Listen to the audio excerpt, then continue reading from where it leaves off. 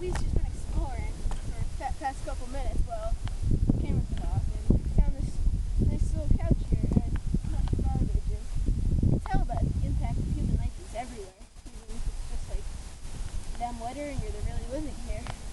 Very sad. And so much littering in the ocean is killing our turtles that we can eat for food. Or can cut off our legs. That can happen too. Okay, well, let's mark this though. We don't want to lose it, so we'll put it next to the construction zone because someone probably stole it. And then when we're in the middle of no light here, I want to say no light anyway. Spencer, I think I saw something in the distance this way. Could it be? What could it be? Could a cat?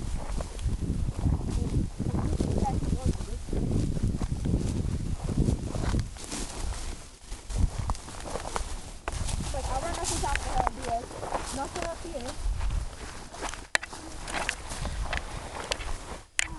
You can see the impact of the bombings of Pearl Harbor.